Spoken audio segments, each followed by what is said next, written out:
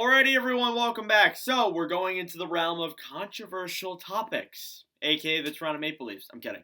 Anyways, so Auston Matthews, off to a very hot start to the season, has 6 goals in 3 games, and people are starting to ask the question now, well, can Auston Matthews get 70 goals? Not 60, 70.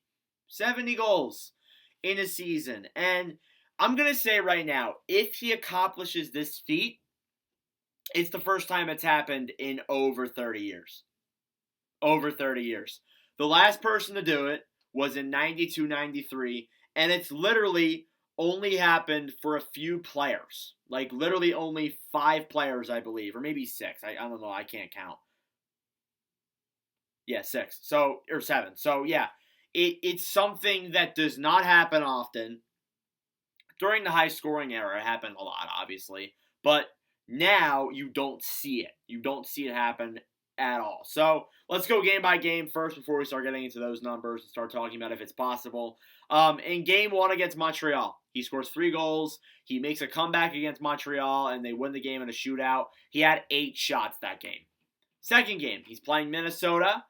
He has 3 goals in that game, 3 points, and has 5 shots on net. And then the last game against Chicago, obviously the hat-trick streak was broken.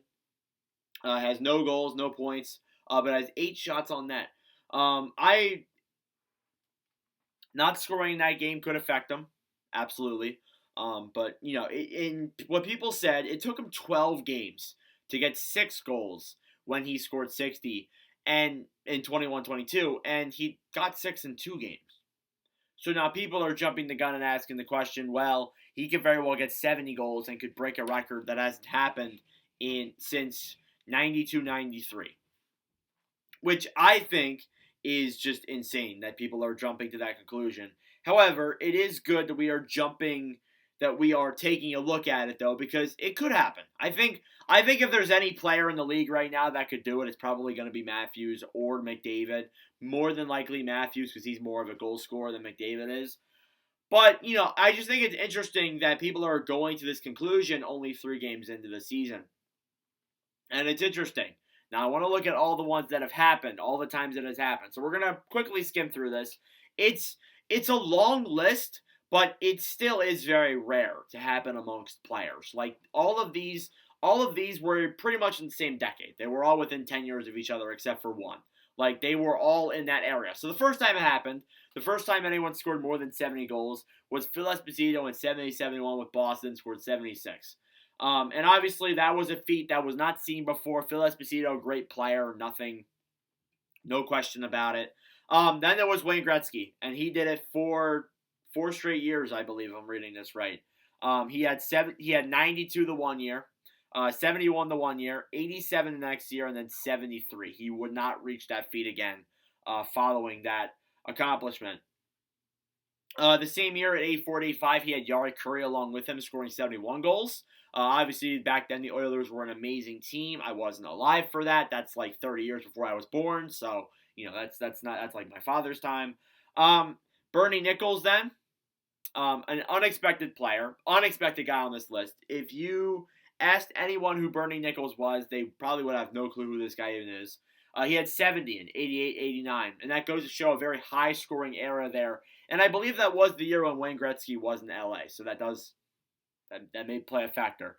Then he got Mario Lemieux. Lemieux took over a little bit. 87-88 and 88-89, he had 70 and 85 goals in each of those 2 years, respectively. Then you had Brett Hull. Hull, 72 goals, 86 goals, and then 70 goals for 3 straight years in 89, 90, 91, and 91, 92. And then following that, you had Teemu Selanne and Alex McGillney wrap out the 70 goal scoring. Selanne in his rookie year was 76, and then McGillney the same stats with 76 as well.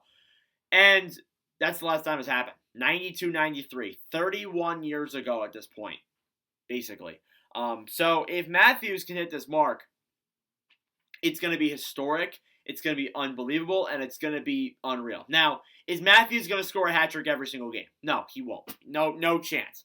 He already hasn't. I mean, like, that's just a dumb thing to say that he will. But, you know, him scoring at this rate, it is very possible. Now, The teams they're playing, those teams, 6 out of 13 of them are playoff teams. So in the next 13 games, a little under half of those games they're playing will be against playoff teams. All the other games were against teams that either missed last year or aren't playoff teams. So it's very interesting to see what he's going to do. First game next is Florida for the Maple Leafs on the schedule.